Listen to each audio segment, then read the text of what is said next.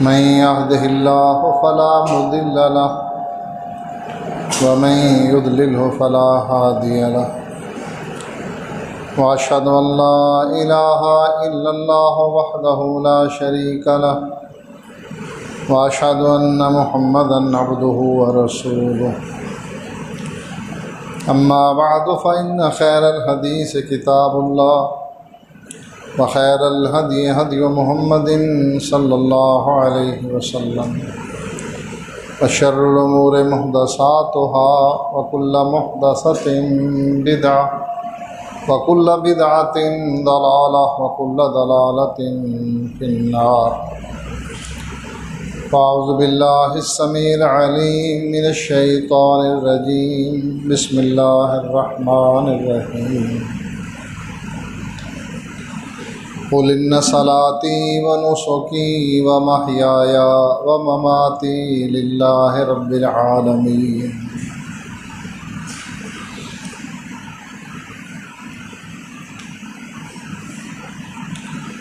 ہر والد کی یہ خواہش ہوتی ہے کہ میرا بیٹا اعلیٰ تعلیم حاصل کرے، معاشرے میں اس کی عزت اور مقام ہو، اور ڈاکٹر بنے، انجینئر بنے، کلاس 1 آفیسر بنے۔ یہ خواہشات اگر پوری بھی ہو جائیں اس کے بعد کیا ہے؟ کیا ڈاکٹر یا انجینئر بننے سے انسان کو جنت مل جائے گی؟ اعلیٰ تعلیم یافتہ PhD ہو جائے، کیا قبر کے عذاب سے نجات مل جائے گی؟ کیا میدان محشر کی سختیاں اس کے لیے کم کر دی جائیں گی کہ یہ MNA ہے، MPA ہے، منسٹر ہے، پرائم منسٹر ہے، چیف منسٹر ہے؟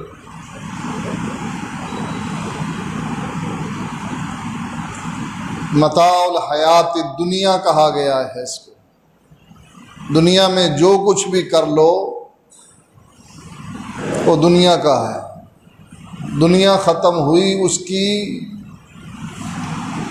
جان اس کی نکلی، کوئی بھی نہیں اب اس ڈاکٹر کو یاد کرے گا کہ اس کے پاس مریض لے کر آنے ہیں، مر گیا۔ جس سائنسدان نے پاکستان کے لیے ایٹم بم بنایا، آپ کا کیا خیال ہے؟ اس کی ساری تگ و دو دنیا میں رہ جائے گی؟ وہ انسان کا مقصد کیا ہے؟ مقصد یہ نہیں ہے کہ اونچی پوسٹ حاصل کر لے، اس کی زندگی کا مقصد پورا ہو گیا۔ یہ ایک دنیا دار کی سوچ ہے۔ مسلمان کی سوچ کیا ہے؟ قل ان صلاتی و نسکی و محیای و مماتی للہ رب العالمین۔ میرا جینا بھی اللہ کے لیے، میرا مرنا بھی اللہ کے لیے، اور اس زندگی میں جو عمل بھی کروں، وہ نماز ہو، وہ روزہ، اللہ کے لیے۔ یہ ہے اصل مسلمان کا مقصد، مقصد حیات۔ ہمیں جنت سے ہمارے باپ کو نکال دیا گیا، اب ہمارا گول کیا ہے؟ ہم نے اسی جنت میں دوبارہ جانا ہے۔ پہلے جنت مفت میں مل گئی، یہ بات آدم علیہ السلام کی تقدیر میں لکھ دی گئی تھی۔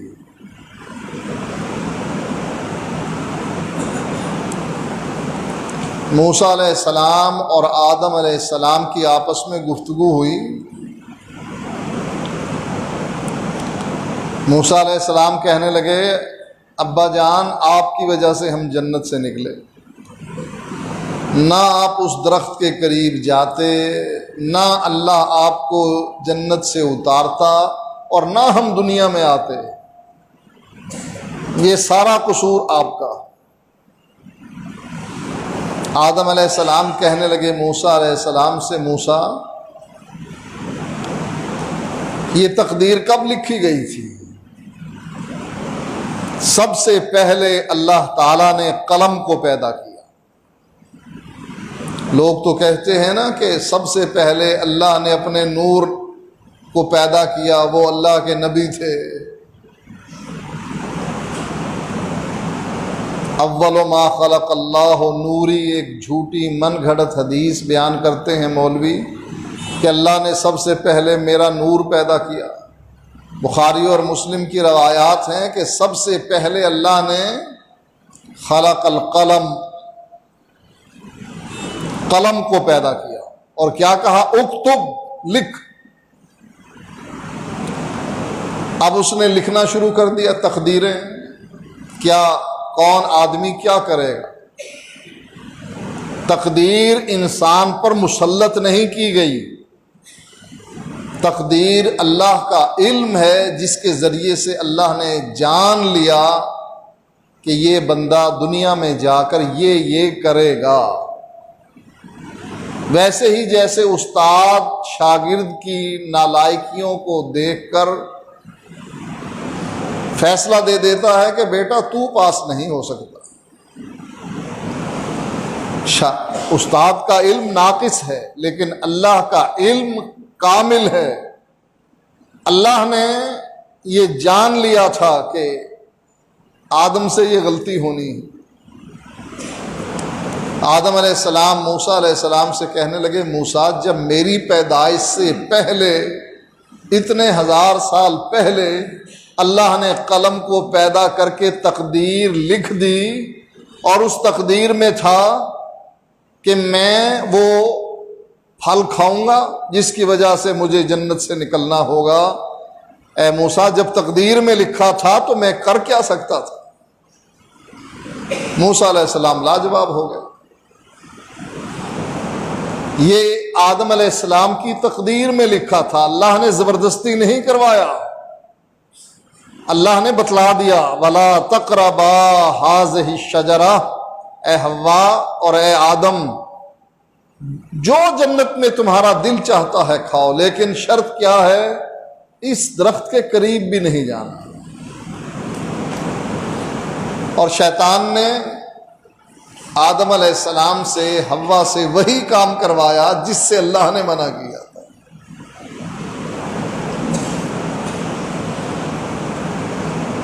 حدیث میں آتا ہے نسیَ آدم و نسیَ ذریتہ، آدم بھی بھول گئے، اس کی اولاد بھی بھول جاتی۔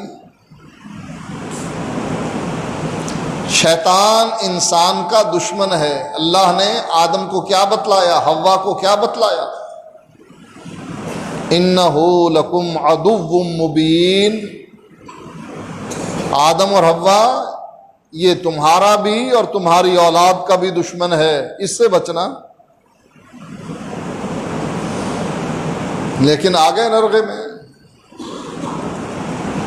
ہمیں پتہ نہیں کہ شیطان ہمارا دشمن ہے۔ کون ہے جس کو شک ہے کہ شیطان ہمارا دشمن نہیں؟ سب کو پتہ، لیکن ہم شیطان کی باتیں کتنی مانتے ہیں؟ اپنے اپنے گھروں کا جائزہ لیں، رحمان کی کتنے فیصد چلتی ہے آپ کے گھر میں اور شیطان کی کتنے فیصد چلتی ہے؟ یہ ٹی وی پر ڈرامے اور یہ فلمیں اور یہ گانے شیطان کے کہنے پر چلا رہے ہیں یا رحمان کے کہنے پر؟ آپ بیٹا یا بیٹی کے ہاتھوں مجبور ہوئے، کیا کروں بیٹا نہیں مانتا، بیٹی نہیں مانتی، مجبوراً مجھے یہ گند کھانا پڑتا، شیطان کے کہنے پر یا رحمان کے کہنے پر؟ اب اللہ نے ہمیں بتا بھی دیا ہے کہ اس سے بچنا۔ یہ تمہارے باپ آدم کا بھی دشمن تھا، تمہاری ماں حوا کا بھی دشمن تھا، اور تمہارا بھی دشمن ہے۔ لیکن ہم اللہ کی بتلائی ہوئی بات پر یقین نہیں رکھتے، فوراً شیطان کی بات مان لیتے ہیں۔ زندگی کا مقصد کیا ہے؟ للہ رب العالمین، میری زندگی تو اللہ کے لیے ہے۔ کیا واقعی ہماری زندگی اللہ کے لیے ہے؟ حساب کتاب تو یہی ہو جاتا، آخرت تو آئے گی سو آئے گی، نامہ اعمال تلیں گے سو تلیں گے، ترازو قائم ہوگا سو ہوگا، لیکن انسان خود اپنا حساب آج بھی کر سکتا ہے۔ ہر روز سونے سے پہلے اپنا حساب و کتاب جیسے دکاندار کرتے ہیں نا، کتنی بکری ہوئی آج، گن کر حساب کر لیتے ہیں، آج اتنی بکری ہوئی۔ ایسے ہی مسلمان رات کو سوتے ہوئے حساب و کتاب کرتا ہے، میں نے آج شیطان کی کتنی مانی اور رحمان کی کتنی مانی۔ ایک ہے عام معمولی گناہ جنہیں گناہ صغیرہ کہا جاتا ہے۔ گناہ صغیرہ تو ویسے ہی دھلتے رہتے ہیں، مسجد کی طرف قدم بڑھائے، اللہ نے کہہ دیا ایک نیکی لکھ لو، ایک برائی مٹا دو۔ وضو کرنے لگا، کہا اس کے صغیرہ گناہ جو اس کے ہاتھوں سے سرزد ہوئے، ہاتھ دھونے کے بعد سارے مٹا دو۔ چہرہ دھویا، پاؤں دھوئے، جسم کے اعضاء دھلنے کے ساتھ ہی صغیرہ گناہ تو ویسے ہی دھل گئے، پکڑ کس پر ہے؟ کبیرہ گناہ پر۔ جب انسان رات کو سوئے حساب و کتاب کرے، آج میں نے کتنے کبیرہ گناہ کیے، کس کے کہنے پر کیے؟ بیوی کے کہنے پر، بیٹے کے کہنے پر، رشتہ داروں کے کہنے پر، معاشرے والوں کے کہنے پر، برادری کے کہنے پر، ان کے کہنے پر میں نے آج اتنے گناہ کبیرہ کیے۔ اللہ نے قرآن مجید میں کیا فرمایا؟ الذین یجتنبون الکبائر، جو لوگ کبائر سے بچتے ہیں، کبیرہ گناہوں سے بچتے ہیں۔ کیا ہم کبیرہ گناہوں سے بچتے ہیں؟ صغیرہ گناہ تو سب سے ہوتے ہیں، بڑے سے بڑا ولی اللہ ہی کیوں نہ ہو اس سے بھی سرزد ہو جاتے ہیں، لیکن کبیرہ گناہ یہ مسلمان کی عادت نہیں بنتی ہے۔ ہو گیا، مان لیا، شیطان نے بہکا دیا، لیکن فوراً پلٹ آتے ہیں، توبہ کرنے لگ جاتے ہیں۔ یتوبون من قریب، گناہ ہوتے ہی توبہ کرنے لگ جاتے ہیں کہ اللہ یہ غلطی ہوگی، آئندہ نہیں کروں گا۔ اللہ توبہ کے ذریعے سے وہ کبیرہ گناہ بھی معاف کر دیتا ہے۔ کتنے لوگ ہم میں سے ایسے ہیں جو کبیرہ گناہ کرتے ہیں اور توبہ نہیں کرتے؟ ایسے کبیرہ گناہ کرتے ہیں کہ جیسے ناک پر مکھی بیٹھی اڑا دی، ایسے ہی کبیرہ گناہ ہماری خوراک بن چکی ہے، آئی چلو کر لو۔ اب یہ زندگی للہ رب العالمین نہیں ہے،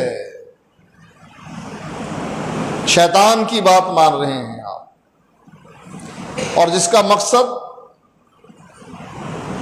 اپنی زندگی اللہ کے لیے کرنا، اپنی موت اللہ کے لیے کرنا، پھر وہ شیطان کے چنگل سے بھی بچ جاتا ہے، اللہ اس کی مدد کرتا ہے، فرشتوں کے ذریعے اس کی مدد کی جاتی ہے۔ اللہ کے نبی ایک صحابی کو دعا دے رہے ہیں، اللہم ایدہ بروح القدس، اللہ جبریل کے ذریعے سے اس صحابی کی مدد کر۔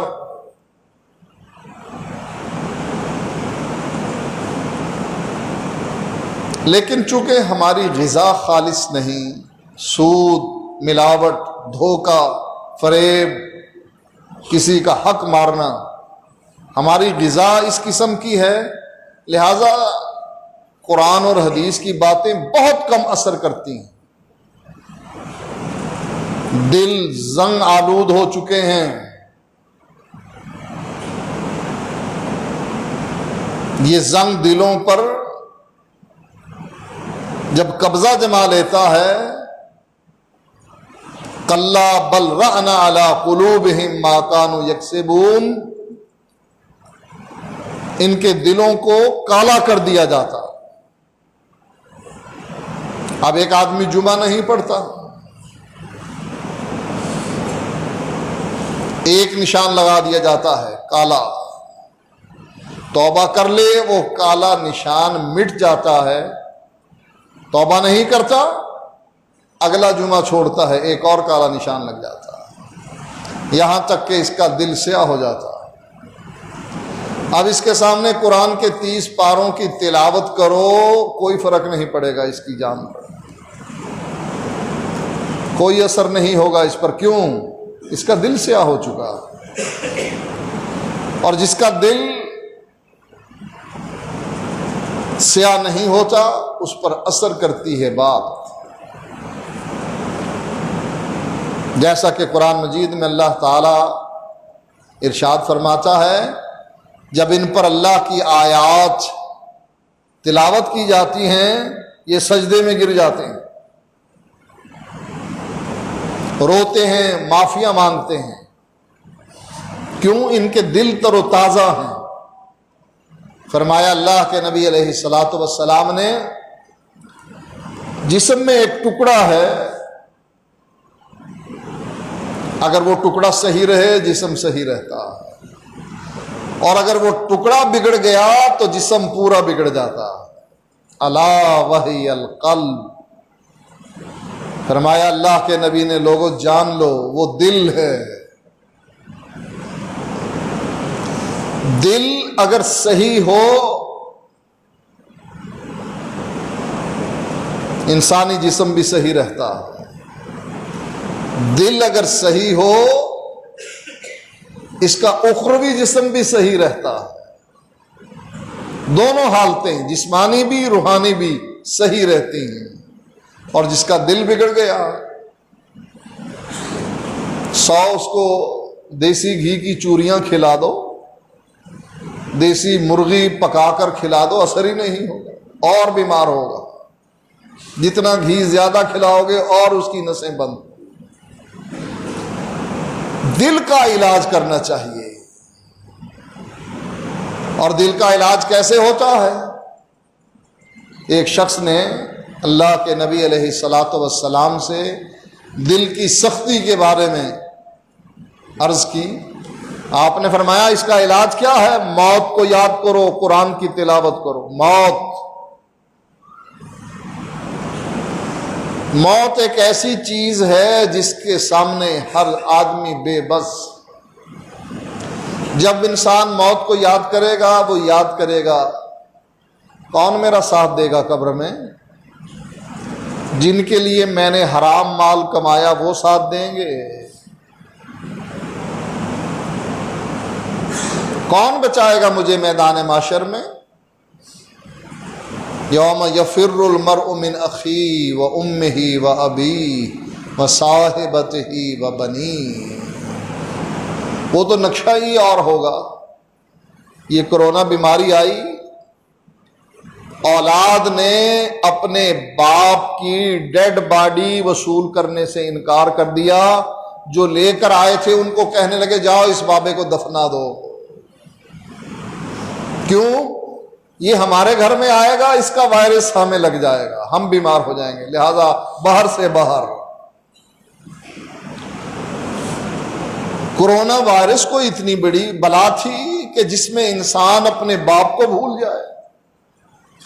ملنے کے لیے اولاد نہیں جا رہی، باپ انتظار کر رہا ہے، ہاسپٹل میں ایڈمٹ ہے، ICU میں ایڈمٹ ہے، انتظار کر رہا ہے میرا بیٹا آئے، میری بیٹی آئے، میری بیوی آئے، میرے رشتہ دار آئیں. کوئی بھی آنے کے لیے تیار نہیں. کیوں؟ جائیں گے ہمیں وائرس لگ جائے گا. یہ دنیا میں انسان میدان محشر والا نقشہ پیش آ جاتا ہے. وہاں کیا ہو؟ یہاں تو اس کی کوئی حیثیت نہیں. اب ہم بھی رہے ہیں نا، جو مر گئے ان کے ساتھ آپ بھی رہے ہیں، کیا ہوا آپ کو؟ کچھ بھی نہیں۔ جب تک اللہ کی طرف سے حکم نہیں آتا وائرس خود نہیں لگ سکتا، متعدی نہیں کہ بغیر اللہ کی اجازت اور اذن کے یہ کسی اور کو لگ جائے، اللہ کی اجازت ہوگی تو لگے گا، وگرنہ نہیں۔ اب میدان جنگ میں گولیاں برستی ہیں، ہر فوجی کو گولی لگے گی؟ نہیں، جس گولی پر اس فوجی کا نام لکھا ہوگا بس وہی لگے گی۔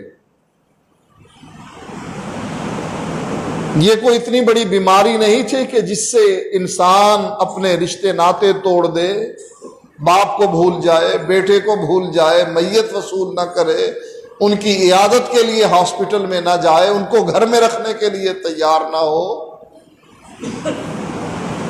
ہیلمٹ کی طرح ڈاکٹروں نے بھی وہ بنا لی تھی، اپنے لباس پر پورا لباس اوپر پہن لیا تھا کہیں وائرس نہ گھس جائے، اتنا ڈر۔ اور اصل ڈر کیا ہونا چاہیے؟ اس آخرت کا، میدان محشر کا، وہاں کون بچائے گا آپ کو؟ فرمایا تم قبروں سے ایسے نکالے جاؤ گے جیسے میں نے تمہیں تمہاری ماں کی شکم سے میں نے جیسے تمہیں پیدا کیا تھا نا، بغیر لباس کے، ایسے ہی تمہیں قبروں سے اٹھا دیا جائے۔ کہاں ہوگا وہ لباس جس سے وائرس سے بچا جائے؟ لوگ ناک پر چڑھاؤ اس کو، لوگ زیادہ ہیں، جہاں زیادہ لوگ ہوں وہاں وائرس زیادہ پھیلتا ہے۔ میدان محشر میں ساری دنیا کے لوگ اکٹھے ہوں گے، یہ ماسک آپ کو کون پہنچائے گا؟ وائرس سے بچنے کے لیے لباس کون پہنچائے گا آپ کو؟ وہ ہوگی اصل صورتحال ڈرنے والی۔ یوم یفر المرء من اخیہ، بھائی بھائی سے بھاگے گا، بیٹا ماں باپ سے بھاگے گا، ماں باپ بیٹے سے بھاگیں گے، ہر رشتہ دار دوسرے سے بھاگے گا، دوست دوست کو پہچاننے سے انکار کر دے گا، جانے گا ضرور یہ میری ماں ہے لیکن بھاگے گا۔ کیوں؟ ہو سکتا ہے کوئی نیکی مانگ لئیے۔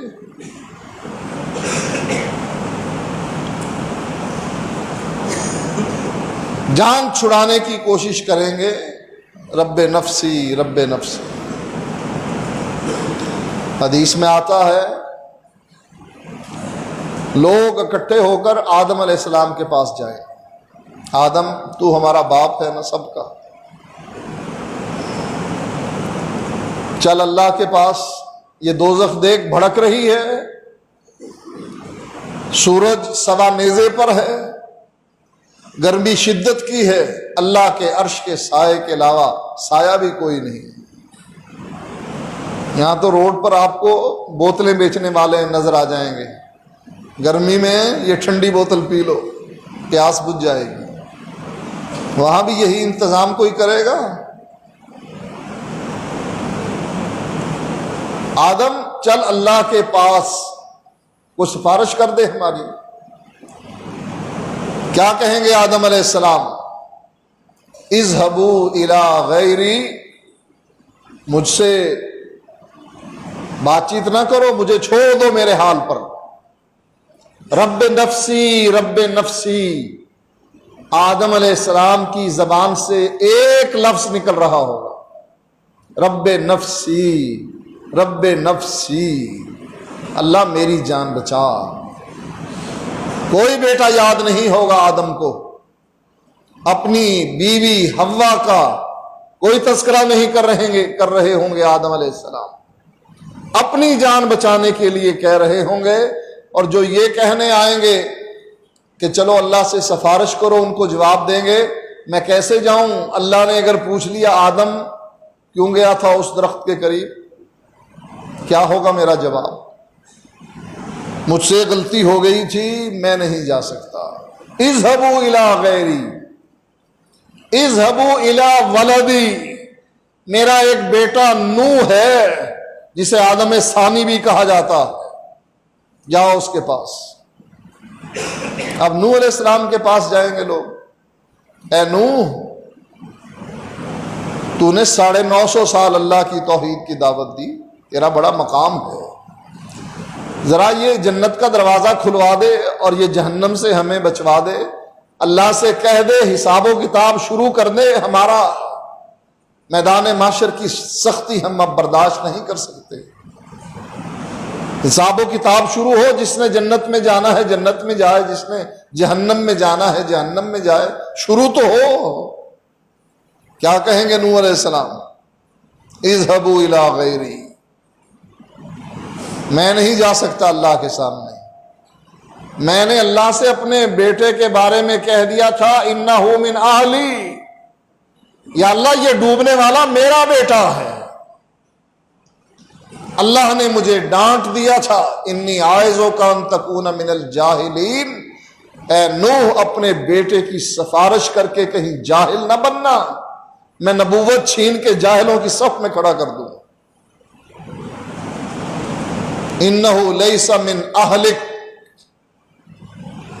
تیری پشت سے تو یہ ہے نوح، لیکن یہ تیرا بیٹا نہیں، انہ عمل غیر صالح، اس کے اعمال غیر صالح ہیں۔ اگر اللہ نے پوچھ لیا نوح اپنے نافرمان کافر بیٹے کی سفارش کیوں کی تھی، اللہ نے منع کر دیا تھا نوح کو، جیسے آدم کو منع کیا تھا نا کہ ولا تقربا ہذہ الشجرہ، ایسے ہی نوح کو بھی منع کر دیا تھا ولا تخاطبنی فی الذین ظلموا، اے نوح جو ظالم ہیں ان کی کوئی سفارش نہیں کی جائے، ان کے بارے میں کوئی گفتگو نہیں سنی جائے گی، کوئی بات چیت مجھ سے نہ کرنا۔ اللہ نے مجھ سے پوچھ لیا نوح اپنے کافر بیٹے کی سفارش کیوں کی، میں کیا جواب دوں گا اللہ کو؟ اذهبوا الی غیری، مجھے چھوڑو کسی اور کو جا کر پکڑو، اذهبوا الی موسیٰ، جاؤ موسیٰ علیہ السلام کے پاس، اذهبوا الی ابراہیم، جاؤ ابراہیم خلیل اللہ کے پاس۔ اب ابراہیم خلیل اللہ بھی بے بس، لوگ ان کے پاس جا کر کہیں گے، ابراہیم علیہ السلام کہیں گے مجھ سے غلطی ہو گئی تھی، میں نے اللہ کی توحید کے لیے جھوٹ بولے تھے، وہ جھوٹ لغوی تھے اصطلاحی نہیں، ان کا کوئی گناہ نہیں تھا، اپنے لیے نہیں اللہ کے لیے بولے تھے۔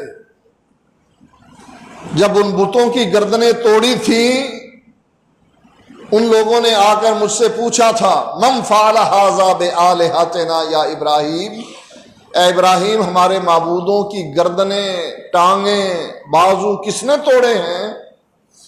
میں نے کہا تھا بل فعلہ کبیرہم ھذا، اس بڑے بت نے توڑے ہیں جس کے کندھے پر کلہاڑا۔ اب ابراہیم علیہ السلام نے لوگوں کو توحید سمجھانے کے لیے یہ بات کہہ دی، توڑے تو ابراہیم علیہ السلام نے تھے، لیکن لوگوں کو توحید سمجھانے کے لیے کہ بڑے بت نے توڑے ہیں۔ جب یہ بات کہیں گے تو وہ کہیں گے یہ بت تو حرکت نہیں کر سکتے، کلہاڑا اٹھا کر حملہ کیسے کر دیا انہوں نے؟ فرمایا فَاسْأَلُوهُمْ إِنْ كَانُوا يَنْطِقُونَ، پوچھو ان سے، ان کی پٹائی کس نے کی پوچھو۔ اب قوم کہنے لگی ابراہیم تجھے پتہ تو ہے یہ بول نہیں سکتے۔ ابراہیم علیہ السلام کو موقع مل گیا، بدبختو جو بول نہیں سکتے ان کو معبود بنا رکھا ہے تم نے۔ اس کے لیے توحید کے لیے ابراہیم علیہ السلام نے یہ جھوٹ بولا تھا۔ کہنے لگے کہ اگر اللہ نے مجھ سے پوچھ لیا ابراہیم کیوں بولا تھا، میرے پاس کوئی جواب نہیں، اذهبوا الی غیری، جاؤ موسیٰ کے پاس۔ موسیٰ علیہ السلام کے پاس جائیں گے، موسیٰ علیہ السلام بھی ہتھیار پھینک دیں گے، میں نہیں جا سکتا آج، جاؤ عیسیٰ کے پاس، عیسیٰ علیہ السلام کے پاس جائیں گے، وہ بھی انکار کر دیں گے، کہیں گے اس مرتبے پر ایک آدمی فائز ہے جس کا نام ہے محمد صلی اللہ علیہ وسلم۔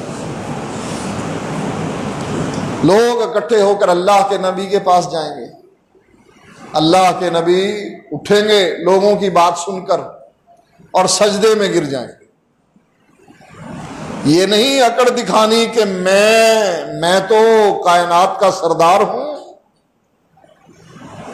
جھنڈا صرف میرا ہی ہے، حوض کوثر صرف مجھے عطا ہوئی ہے، نہیں، عاجزی اور انکساری کرتے ہوئے سجدے میں گر جائیں گے۔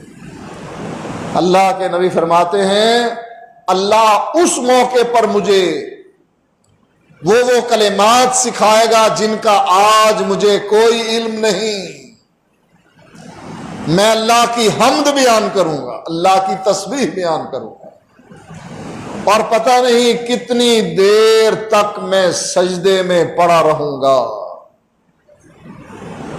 اللہ کی تسبیح بیان کرتے ہوئے،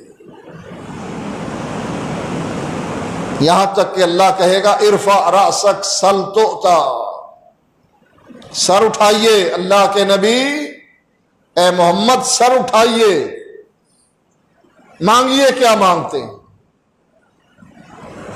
اللہ پھر میرے لیے ایک دائرہ مقرر کر دے گا کہ جو اس دائرے کے اندر آتے ہیں میرے لیے حدود مقرر کر دی جائیں گی، جو اس حدود کے اندر آتے ہیں ان کی سفارش کر۔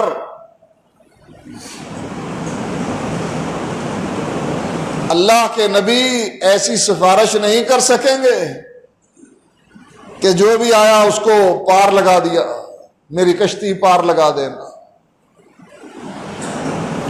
آپ کا اپنا چچا ابو طالب اس کی سفارش نہیں کر سکیں گے، حدود مقرر کر دی جائے گی، اور وہ حد کیا ہے کہ جو آدمی شرک نہیں کرتا تھا، میرے ساتھ کسی کو شریک نہیں کرتا تھا، اور اس کے دل میں ایمان چاول کے دانے کے برابر ہے، جو کے دانے کے برابر ہے، جو رائی کے دانے کے برابر بھی اس کے دل میں اگر ایمان ہے اس کو بھی نکال لاؤ۔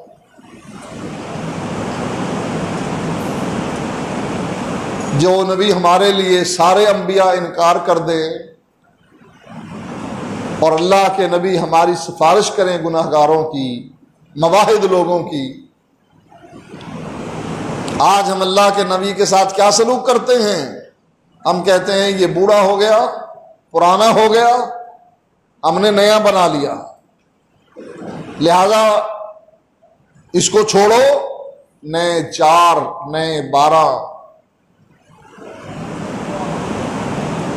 نئے معصوم 14 وہ ہیں پیروی کے قابل، یہ پرانا، نئے آنے چاہیے۔ جیسے لیٹسٹ ماڈل گاڑی پسند ہے ایسے ہی لیٹسٹ امام ہونا چاہیے۔